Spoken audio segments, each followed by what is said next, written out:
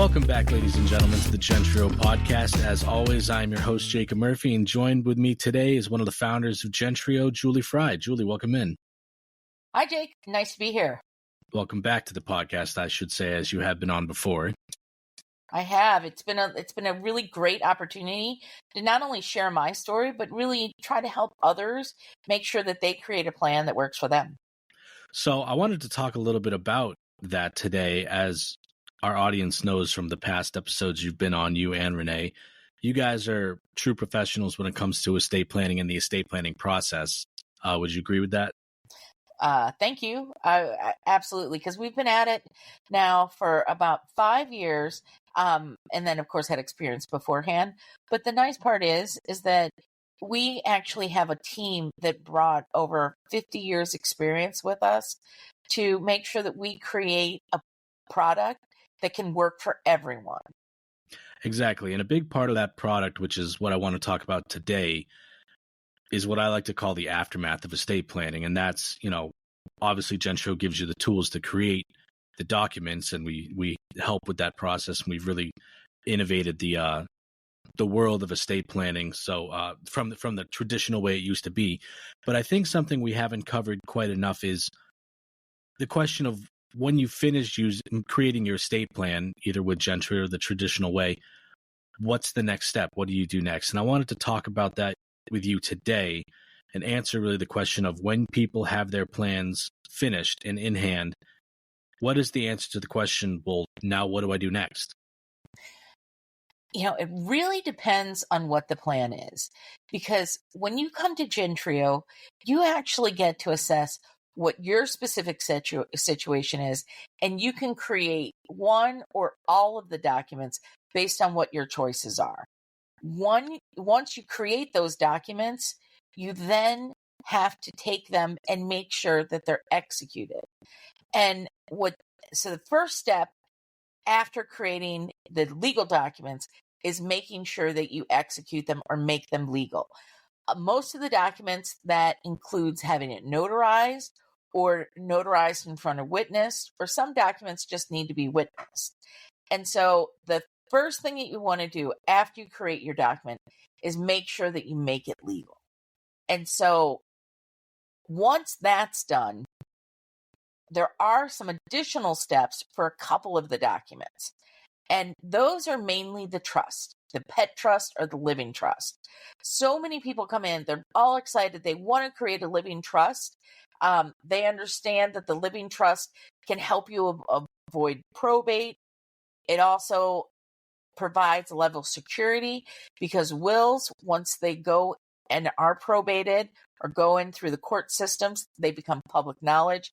The trust does not. Once people create that trust and a pour over will, and once they get it executed, there's another step after that is really critically important. And that step is to make sure that that trust is funded. And what that means is you've created the legal document and a legal entity to hold assets, which is your trust. Now you need to go and you need to put money, assets, except your home, into that trust. That means you either need, if you're going to do something like an insurance policy, retirement plan, etc., it needs to be changed to the name of the trust. Or if you want to put real estate in there, you need to go and change the mortgage. You need to go and change the deed. And then you need to make sure that you rename the deed and the mortgage into the name of the trust. So instead of I, Julie Fry, would own my home, it would be the Julie Fry Living Trust, if that's the name I chose, owns the home. So I need to do a quick deed, redeed it. And then in addition, I'm going to need to make sure that any documents associated with that real estate property that I'm putting in the deed are renamed. It sounds like there's a couple standard things that people would typically put into a trust, but is it, or to fund that trust, but is it different for everyone's specific circumstance? It is. And so you don't have to put your home in a trust. You don't have to put policies and or rename checking accounts, etc., in the name of the trust. It's based on what your specific situation is. Because by creating a pour over will, anything that already isn't in the trust can then get poured over once that pour over will goes through probate and put into the trust. And so it's based on what your specific situation is. The trust by far is one of the most complicated documents, but the vast majority of the estate planning documents are pretty easy in that once you get them executed or made legal, you then can start using those documents. There So, are some documents that don't get used until after you pass away, which would be your will. But there are other documents that are used now or in the event that you become incapacitated. And that would be things like your power of attorney for healthcare or your healthcare proxy, and that document allows you to say what your healthcare decisions are, who has a HIPAA release so that they can talk to your medical team, also what your decisions are also is can be considered part of a living trust, or pardon me, a living will. And then the healthcare proxy is that legal document that allows your family members or those you choose to uphold your decisions.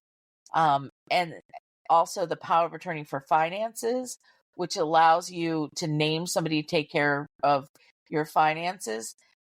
Once you get that document created and executed, while you're creating it, can either name what authorities that you give people, or you can name a specific duration. Like, I'm going away January through March of next year, and my power of attorney for finances can make these decisions during that period. Those documents take place while you're still living. So the first thing you want to make sure you do, make it legal. Number two, if it needs to be funded, like your trust, get it funded. Number three, you want to make sure what documents you can use now while you're still living, and what documents take really effect after you pass away. And then the next thing that you want to do is you want to make sure, especially with those documents that can take place now, that you share them with the people you have named in that document. and so those two documents are, namely the healthcare proxy and the financial power of attorney, correct? Yep, those are two of the big ones. Also, Gentreo offers a power of attorney for pet care. Mm-hmm. And so it gives somebody the authority to care for your pet when you can't be there to do so yourself. That document also happens while you're still living. And then also, you want to make sure that you are not only sharing that information with folks, but then you do two things. Number one, you share it digitally. With Gentreo, we have a digital vault that allows you to share information. And then number two, within that digital vault, you let them know where the hard copies are, if that's needed in your state, and not only the legal documents, but other really important, pertinent information, so that if there ever is an emergency, everybody knows where to turn to really find and have access to the information that you choose when they need it. So let's talk about sharing the documents in a little more detail right now, because I want our users to, or our listeners to understand. Well, I feel like our listeners have a couple questions about what it really means to share a document. Namely, who would you want to be sharing this document with? And then how do you go about sharing it? I mean, I assume back in the day, I've only done estate planning with Gentreo, but the traditional way, you would just make copies of it, or you'd have to, how would you share it back then versus now? And who's the Sure. people who And really need to a get it? lot of times, and this still does happen, you go and you create documents with your lawyers, and that team actually goes and keeps a copy of it for you so that if there is any question, they had it. That was in the past. A lot of lawyers right now don't want the responsibility um, of holding those documents. And so the onus is more and more falling on the individual users. Right now, thanks to the fact that we have these really secure digital vaults, it gives us the opportunity to make sure that users can upload not only documents that they create with Gentreo, but also documents that are used that they've created outside, like copies of mortgages and real estate deeds, copies of policies, etc. They can put that information onto their digital vault. Now, when you talk about what sharing is, basically there's two ways that I refer to this. One is making sure that you invite them to join your digital vault, and that gives them the opportunity to, in our case, they join Gentreo under a team membership that allows them to create a free account to view that information and allows them to come onto Gentreo and securely download and access the information that you've shared with them. And giving them that access is important because it does a couple of things. Number one, it's that digital home so that everybody knows where it is and it's not lost.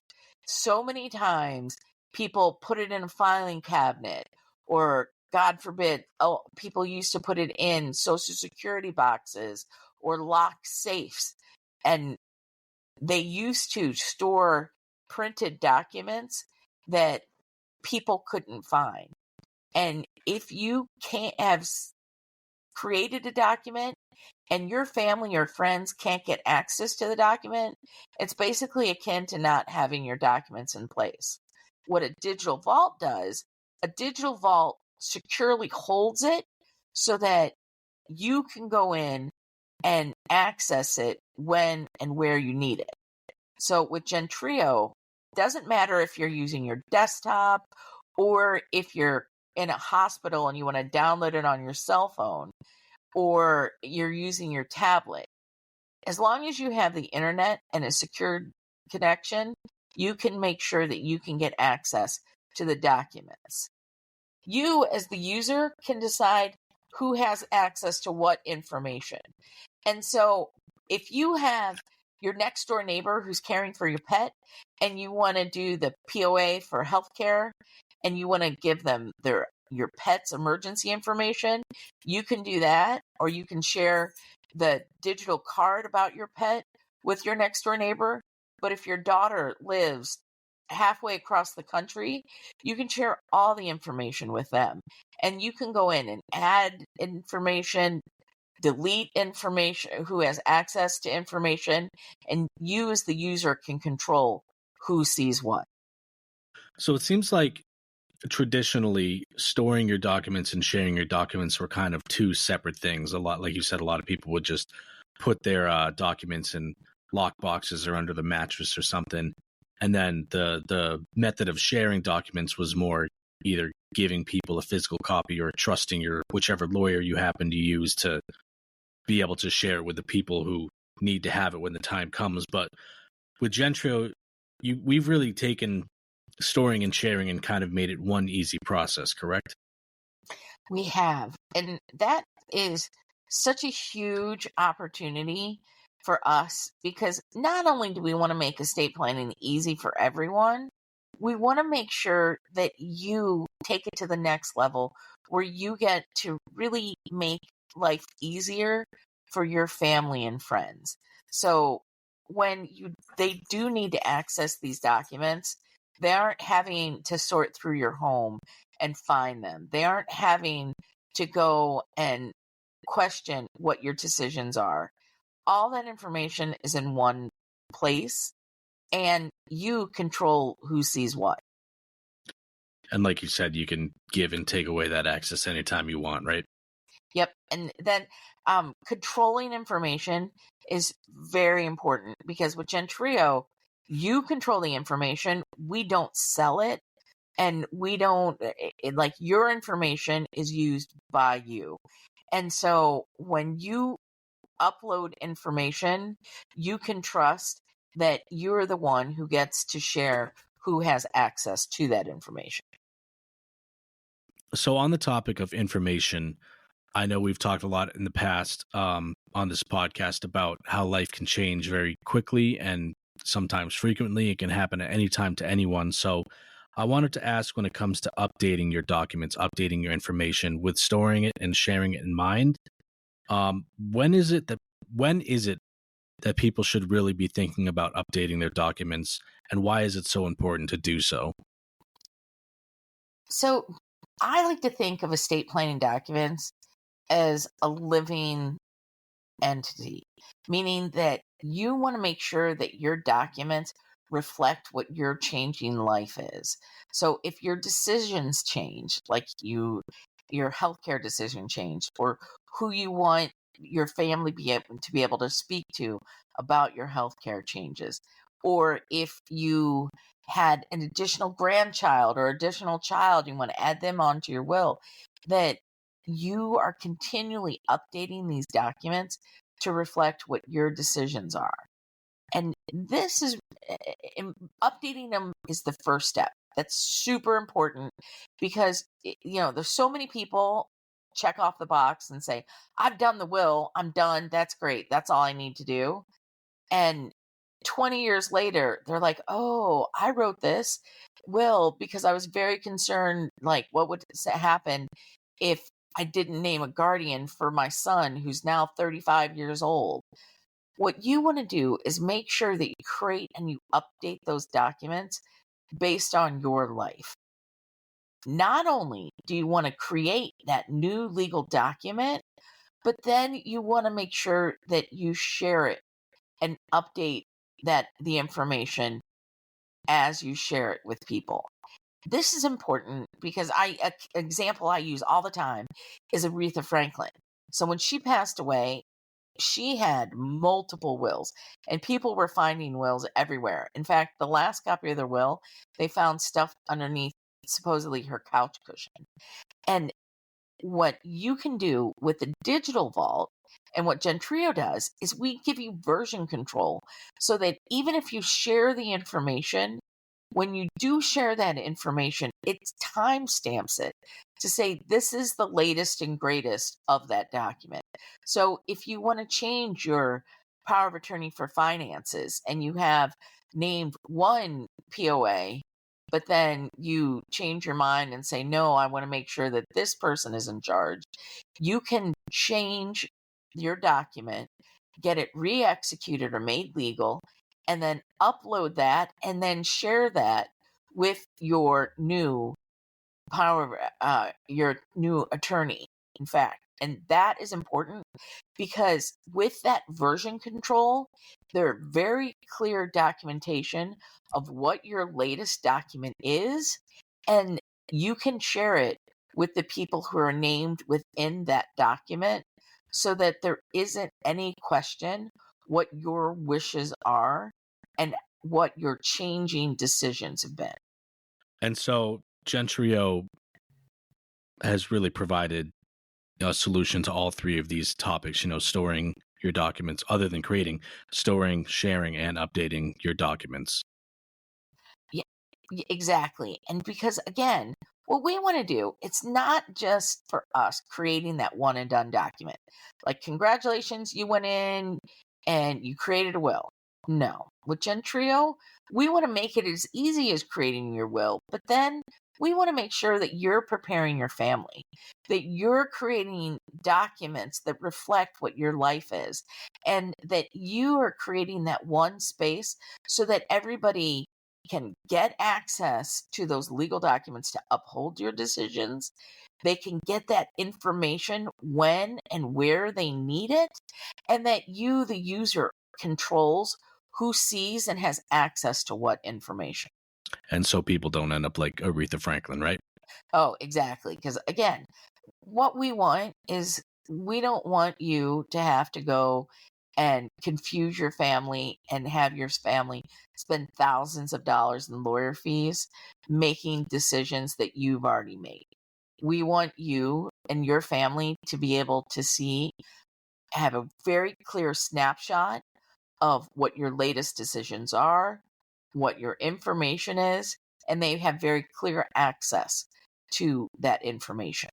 Well, thank you, Julie, for coming on and telling us more about this. This is a topic really that I thought needed some expanding upon because, with other products or companies or what have you, I feel like it really can be about just the transaction at the time. And there really is no question of now that I have it, what do I do?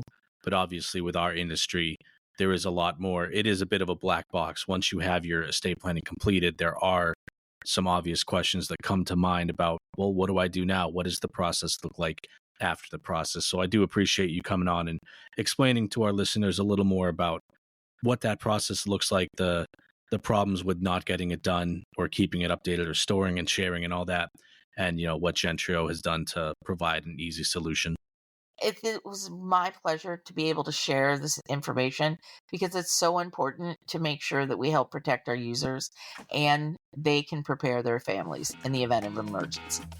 All right, ladies and gentlemen, well, stay tuned for the next episode. As always, I've been your host, Jacob Murphy. Julie, thank you so much for being on. Great. Thanks so much.